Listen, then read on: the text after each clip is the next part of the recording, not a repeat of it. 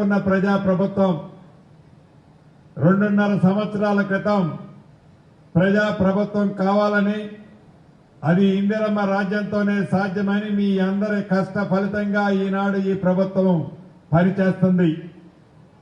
ఈ గడిచిన 2.5 సంవత్సరాల నుంచి పేదవాడికి అండదండలుగా ఉండాలని, పేదవాడి కష్టంలో ప్రభుత్వం పాలు పంచుకోవాలని, నలుగురు అభిప్రాయాన్ని పేదవాళ్ల మీద రుద్దకుండా పేదవాళ్ల అభిప్రాయాలను తెలుసుకొని వాటిని గౌరవించాలని మన ఇందిరమ్మ ప్రభుత్వంలో గౌరవ ముఖ్యమంత్రి రేవంత్ రెడ్డి గారి నాయకత్వంలో పేదవాడి గుమ్మానికి అనేక సంక్షేమ కార్యక్రమాలు మీ గుమ్మానికి చేరుస్తున్నాం.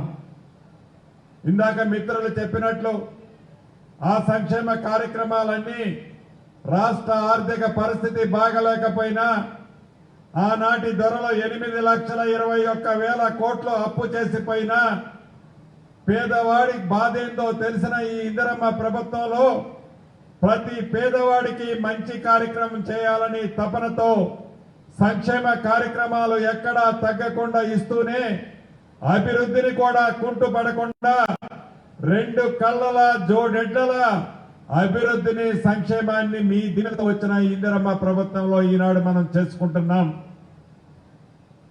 దాంట్లో భాగమే పేదవాడి కష్టం తెలియని ఆనాటి ధరలు పేదవాడికి ఇల్లు కట్టిస్తే నాకేం డబ్బులు వస్తాయని 1,00,000 కోట్లు కాళేశ్వరం కడితే నాకు లంచం వస్తుందని కాళేశ్వరం కట్టడానికి మొగ్గు చూపాడే తప్ప పేదవాడి కళ, పేదవాడి ఆత్మ గౌరవానికి చిహ్నంగా నేను చనిపోయే లోపు ఒక చిన్న ఇల్లు కట్టుకోవాలనే కోరికని ఆనాటి 10 సంవత్సరాల పరిపాలనలో ఆ దొర కళని కళలానే ఉంచాడు.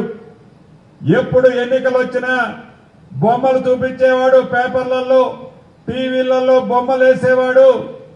ఈ ఎన్నికలు అయిపోవడంతోనే ఇటువంటి బొమ్మ లాంటి ఇల్లు నీకు ఇస్తాను అని మాయ మాటలు చెప్పి 2 పర్యాయాల అధికారంలోకి వచ్చాయి. పేదవాడి ఆలోచనని, పేదవాడి చిన్న కోరికని ఆనాటి దొర కోరికగానే మిగిల్చాడు.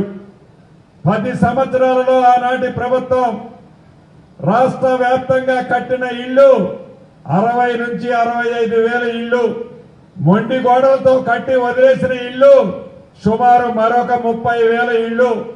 10 ఏళ్లలో ఆ దొర పూర్తి చేసింది 60,000, మొండి గోడలతో వదిలేసిపోయిన ఇళ్లు 30,000. నిజంగా సంవత్సరానికి 2 లక్షల చొప్పున ఇళ్లు ఆనాడు కట్టి ఉంటే ఈనాడు పేదవాళ్లకి గడిచిన 10 సంవత్సరాలలో 20 లక్షల ఇళ్లు కట్టి ఉంటే నా ఆడబిడ్డల ఈనాడు ఈ పరిస్థితి ఉండేది కాదు.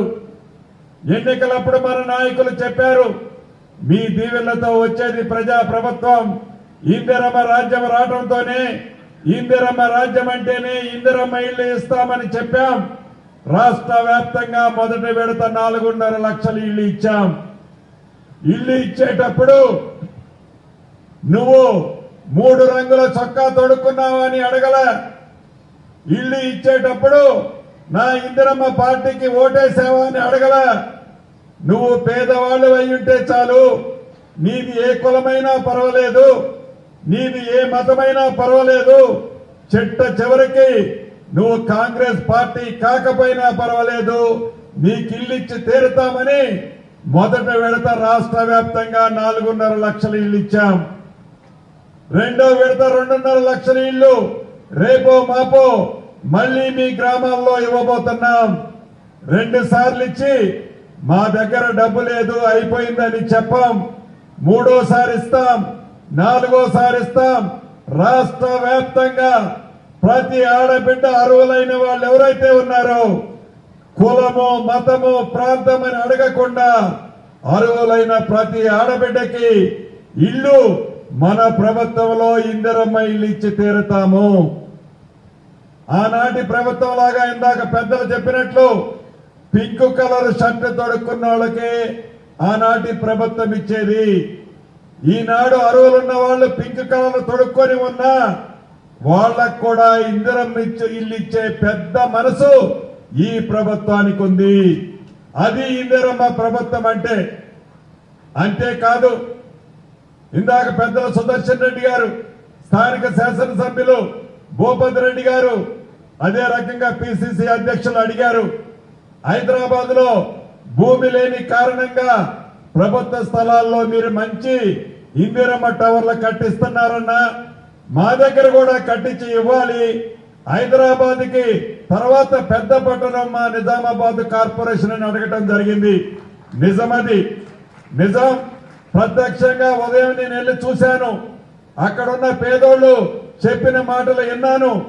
తప్పకుండా రాబోయే 15-20 రోజుల్లోనే పైలట్ మోడల్లో ఈ నిజామాబాద్ ప్రాంతంలో కూడా ఇందిరమ్మ టవర్లు కట్టాలని నా అధికారులకు ఆదేశాలు ఇచ్చాను. కాబట్టి నిరుపేదలు ఎవరూ కూడా అభద్రతకు లోను కావద్దు. పేదవాడి కష్టం తెలిసిన ప్రభుత్వం మీరెన్నుకున్న ఈ ప్రజా ప్రభుత్వం. అంతేకాదు, ఇప్పుడు ఏవైతే ఆనాటి ప్రభుత్వం మొండి గోడలతో ఏదైతే సగం కట్టి వదిలేసి కట్టిన కాంట్రాక్టులు డబ్బులు ఇవ్వకపోతే మన ప్రభుత్వం వచ్చిన తర్వాత ఇచ్చి యుద్ధ ప్రాతిపదిక మీద ఈ రోజు సుమారు 400 ఇళ్లు కాంగ్రెస్ పార్టీ కార్యకర్తలకు ఇవ్వాల. ఇదే వేదిక లాంటి వేదిక మీద డ్రా తీసి అర్హులైన వాళ్ళకే ఈ ప్రభుత్వంలో ఇల్లు ఇచ్చాం. మా పిసిసి అధ్యక్షులు వారు కారులో వచ్చేటప్పుడు అడుగుతున్నారు, ఆనాటి ప్రభుత్వంలో పింక్ కలర్ తొడుక్కున్న కార్యకర్తలకు ఇల్లు ఇచ్చారని మనోళ్ళు కూడా అడుగుతున్నారన్న. వాళ్ళకి ఏదో రకంగా ఇయ్యాలి కదా అని అధ్యక్షుడిగా తన మాట నా దగ్గర చెప్పారు. అది కూడా నిజమే. కానీ సుదర్శన్ రెడ్డి గారు అన్నారు, మన పార్టీ కంటే కూడా పేదోళ్ళు ముఖ్యం. పేదోళ్ళ ఆత్మ గౌరవాన్ని పార్టీలుగా మనం ఇద్దాము. మన పార్టీ పరంగా ఏ రకంగా వాళ్ళకి సాయం చేయాల్సి వస్తే ఇంకొక రకంగా చేద్దాము తప్ప ఇక్కడ అటువంటిది వద్దు మంత్రి గారు అని పెద్ద ఆయన చెప్పారు. అటు మహేష్ అన్న చెప్పేది నిజమే, ఇటు పెద్ద ఆయన చెప్పేది నిజమే. అయినా కూడా పార్టీ క్యాడర్ని ఎలా కాపాడాలో తప్పకుండా మహేష్ అన్న చెప్పినట్లు దాన్ని ఆలోచిస్తూనే పేదవాడి ఆత్మ గౌరవానికి చిహ్నంగా పారదర్శకంగా అర్హులైన పేదవాళ్ళకి ఇల్లు ఇవ్వటం జరుగుద్ది. నా కాంగ్రెస్ కార్యకర్తలు అర్థం చేసుకుంటారని ఈ వేదిక ద్వారా వారందరినీ శిరస వంచి అభ్యర్థిస్తున్నాను. అంతేకాదు, ఈరోజు ఈ నిజామాబాద్ జిల్లాకు సంబంధించిన అనేక ఎంఆర్ఓ ఆఫీసులు, ఆర్డీఓ ఆఫీసులు, సబ్ రిజిస్ట్రార్ ఆఫీసులు ఎప్పుడో మన తాతలు ముత్తాతల నాడు కట్టిన ఆఫీసులు కూలిపోయే స్థితిలో ఉన్నాయి. కొన్ని చోట్ల కొత్త మండలాలు నేను ఇచ్చాను, కొత్త డివిజన్లు ఇచ్చాను అని ఆనాటి దొర గొప్పలు చెప్పుకున్నాడే తప్ప ఆ కొత్త ఆఫీసులు ప్రకటించిన దగ్గర, మండలాలు ప్రకటించిన దగ్గర ఎక్కడా కూడా ఒక్కటి కూడా ఆఫీసు కట్టలే. సుమారు 13-14 ఆఫీసులు మరికొద్ది సేపట్లో శంకుస్థాపన చేసుకోబోతున్నాం. యుద్ధ ప్రాతిపదిక మీద రాబోయే సంవత్సరం లోపలే ఆ శంకుస్థాపన చేసుకున్న ఆఫీసులన్నింటినీ కూడా పూర్తి చేసుకోబోతున్నాం.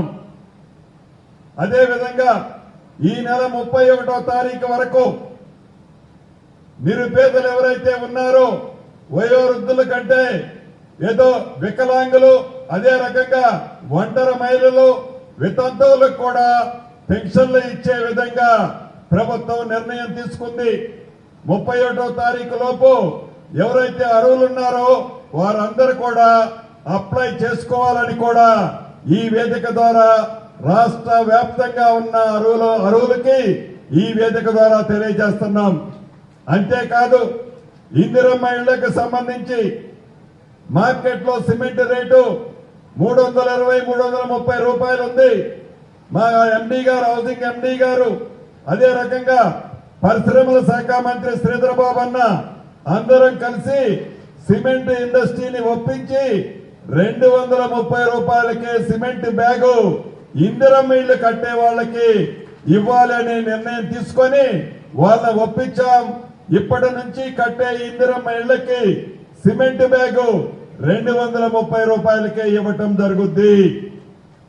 అంతేకాదు, ఇంకా చాలా నా పేదింటి కుటుంబానికి ఏదైతే ఇందాక మహేష్ అన్న చెప్పినట్లు, సుదర్శన్ అన్న చెప్పినట్లు ఇచ్చిన ప్రతి మాట, ఎన్నికల ముందు చెప్పిన ప్రతి మాట ఇంకా 1-2 పెండింగ్ ఉన్నాయి. రాష్ట్ర ఆర్థిక పరిస్థితి బాగలేని కారణంగా లేట్ అయిన మాట వాస్తవం. ఇది నిజాయితీతో చెప్పే ప్రభుత్వం, గత ప్రభుత్వం లాగా మాయ మాటలు చెప్పే ప్రభుత్వం కాదు. చేయగలిగేదే చెప్పాం, చేసేదే చెప్తాం.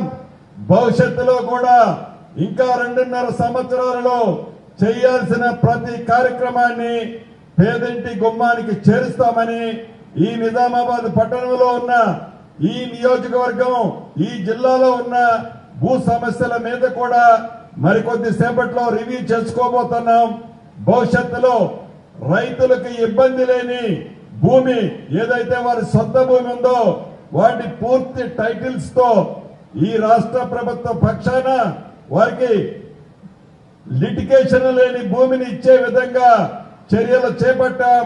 వాటి ఫలితాలు అతి కొద్ది రోజుల్లోనే రైతన్నలకి అందబోతున్నాయని కూడా ఈ వేదిక ద్వారా మరొక్కసారి మీ అందరికీ తెలుపుతూ, ఈ శ్రావణ మాస సందర్భంగా ఏవైతే ఈనాడు ఆడబిడ్డల పేరుతో ఇస్తున్నామో, నా ఆడబిడ్డల ముఖంలో ఏదైతే ఆనందం ఈ రోజు ఈ హాల్లో ఉన్న వాళ్ళని చూస్తున్నామో, భవిష్యత్తులో రాష్ట్రంలో నిరుపేద ఆడబిడ్డల అందరి ముఖాల్లో ఇందిరమ్మ ఇల్లు ఇచ్చి ఇదే రకమైన ఆనందాన్ని చూడబోతామని కూడా ఈ వేదిక ద్వారా తెలుపుతూ మీ అందరి దగ్గర సెలవు తీసుకుంటున్నాను.